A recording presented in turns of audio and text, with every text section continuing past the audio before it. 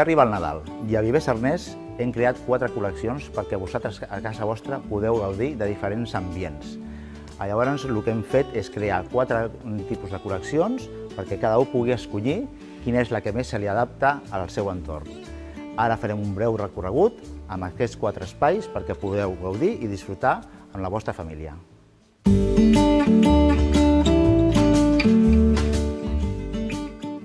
Aquí tenim la nova col·lecció. Aquesta col·lecció l'hem anomenada la Blue Dream. Són uns colors que composen aquesta col·lecció, que són el blau cel, el blau texà, el blanc de capat, el gris, el maragda. És una col·lecció molt innovadora, atractiva i alternativa per a clients en principi més joves, però que pot adaptar-se a qualsevol client.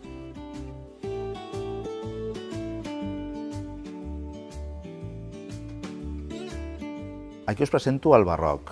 Els colors que el composen són l'or vell, el granate, el vermell viu, el borgonya i l'esvergínia. Una col·lecció basada en el classicisme neoclàssic, la riquesa, l'opulència, la qualitat, l'exageració són sinònims del barroc més pur.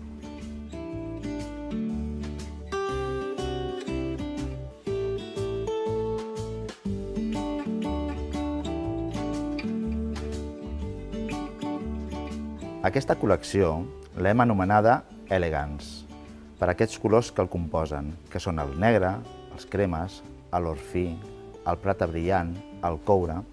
L'elegància de la barreja dels 3 metalls amb força, amb el contrast del negre, s'aconsegueix uns efectes molt interessants i per endolcir els colors cremes.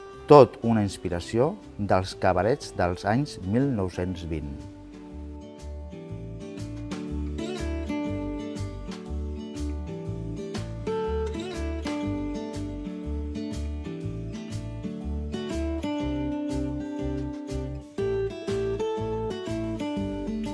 Per finalitzar, tenim aquesta última col·lecció, la tradicional Christmas. Aquí els colors que el composen són els típics vermells, el verd molsa, el blanc nevat, el marró. Aquest és el clàssic tradicional, l'infantil, atractiu i simpàtic, alegre i molt significatiu amb l'època. No té risc, però és segur.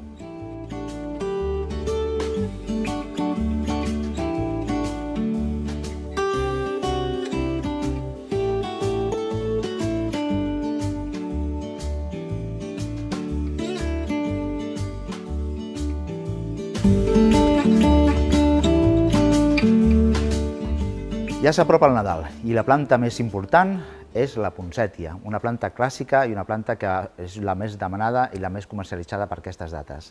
Poncètia, planta Nadal, nadalenca, com podeu veure n'hi ha una diversitat de colors. M'agradaria veure que veieu, per exemple, que tenim la clàssica vermella, que seria aquesta d'aquí. Això que veieu vermell es diuen bràctees i la flor són aquestes petites floretes que n'hi ha aquí dintre. Llavors, això, com podeu veure, s'han tret varietats, com aquesta que veieu aquí. Aquesta se diu Princetia. És una varietat de la poncètia, però que les bràctees i el seu creixement és una miqueta diferent. També tenim colors diferents i xispejats, com aquest vermell, amb aquestes taquetes que n'hi ha grogues. També n'hi ha blanca pura, que ara en aquests moments no en tenia.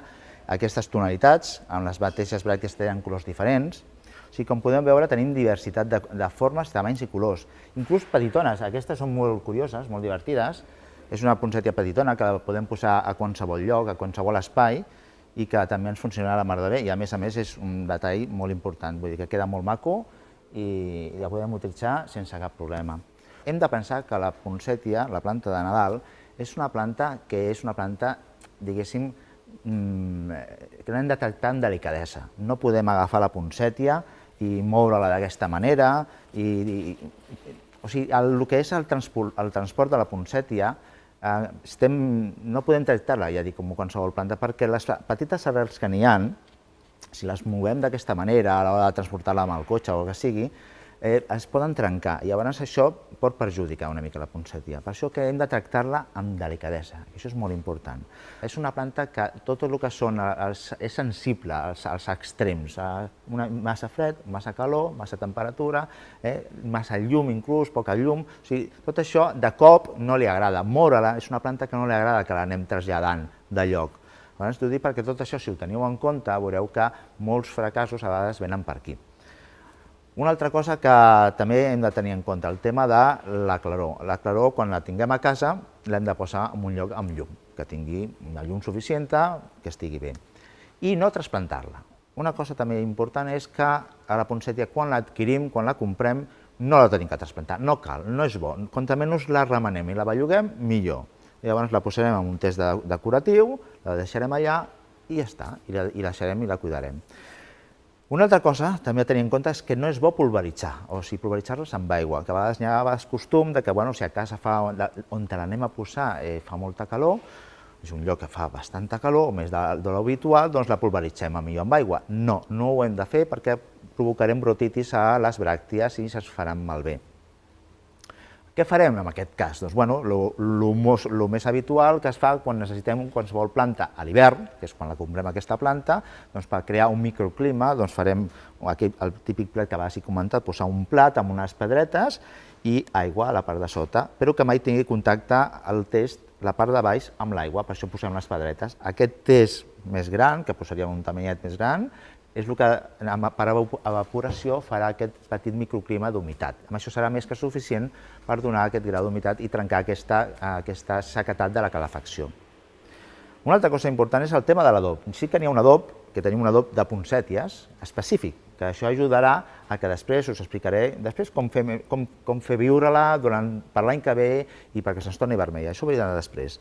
Aquest adob és un adob molt específic perquè té tot el necessari perquè aquesta poncètia després pugui treballar i fer tots els seus recursos, perquè es torni amb el seu color que hem comprat. Però no utilitzarem l'adob quan la comprem. O sigui, quan la planta ja està en floració, com les podeu veure ara, l'adob es para. Si no fem això, no passa res, però què passarà? Que abans farem que la planta s'avanci massa, o sigui, ens durarà menys. El que és la floració se'ns passarà abans perquè li estem donant més adob i llavors vol dir la planta treballarà més i se'ns passarà. No ho fem, l'adob ho farem a partir de la primavera. La temperatura adequada per les poncèties, la més ideal, seria entre 15 i 25 graus. Aquesta és la temperatura més adient per a la poncètia. Però un dels factors més importants per tenir èxit, a part del que us he explicat, és el reg. El reg amb aquesta planta no és tan fàcil com altres plantes. El reg us vaig explicar, a veure si ho queda ben clar, perquè no és fàcil. La poncètia és una planta que, com he dit abans, no li agrada ni als extrems, o sigui, no pot ser massa regada ni que passi set. Llavors, com farem això? Doncs tocarem la terra, el substracte, i quan veiem que comença a perdre la humitat, la regarem. Però no la regarem molt empapada d'aigua, o sigui, no l'agafarem, la posarem submergida per immersió, ni li farem moltíssima reg perquè la planta no quedi massa enxugada d'aigua. Llavors, què farem? Farem una petita regada, un got d'aigua, per dir alguna cosa, amb això serà suficient. O sigui, hem de trobar aquest equilibri. Quan tornarem a regar? Una altra vegada, quan tornem a veure que la terra comença a estar una miqueta sequeta, abans que quedi massa seca, la tornem a regar, però no amb excés. També ho podem fer per pes. Si quan la planta veiem que està regada, doncs sospesem el que pesa i llavors si la tornem a aixecar, al cap d'uns dies veurem que ara pesa una mica menys i llavors la puc regar. Per donar una norma general, l'habitual seria menys o menys regar un parell de cops a la setmana, menys o menys, amb un got d'aigua, seria la proporció adient menys o menys a l'aigua. I mai deixar aigua a la part de sota, o sigui, aquí a la part de sota no deixarem mai aigua. Ara us explicaré una vegada passa el Nadal què fer amb la poncètia perquè l'any que ve, si volem, podem tornar a gaudir d'ella. Doncs la poncètia el que farem és una vegada passat el Nadal, la deixarem a dintre fins que vingui la primavera. A la primavera, una vegada han passat els freds, la traurem a fora i serà el moment de trasplantar-la. Llavors és quan la posem en un test més gran, la podarem, si cal, una mica, pinçar-la a la part de sobre perquè ramifica més i l'anirem abonant d'aquesta manera fins a la primavera-estiu, que és quan toca posar-li l'adob. Llavors la planta començarà a créixer, però això ho farem a fora, la deixem sempre a fora. Durant aquest trasplantament, ja això que us acabo de comentar, a fora, a l'exterior. Però a l'exterior, a l'ombra, mitja ombra, una miqueta de sol no passaria res, però molt poquet. Llavors la planta ja es desenvoluparà, creixerà, es farà preciosa.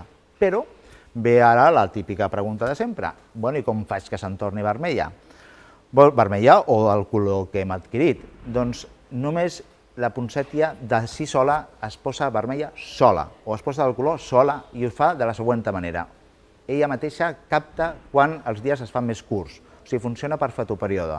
Vol dir que a partir del 15 d'agost, que és quan els dies comencen a fer-se més curts, la planta ho detecta i llavors comença a fer tota la funció de la floració. Perquè això no es trenqui, la podem deixar fora, però fins que la temperatura no baixi dels 15 a 12 graus. Abans que vingui el fred, l'ideal és posar-la a l'interior. A l'interior, però la buscarem una habitació o un lloc on tingui una finestra, que tingui llum, però que puguem simular el que sigui el seu temps de menys cada vegada de menys llum exterior. El que no podem fer és, si utilitzem aquest tipus d'habitació, és anar obrint llums artificials, perquè la llum artificial el que fa és parar completament el seu procés de floració. O sigui, és molt important que totes les hores de llum que la planta necessita que cada vegada siguin menys, la seguim respectant. I d'aquesta manera tornarem a aconseguir tenir la planta amb el seu color original.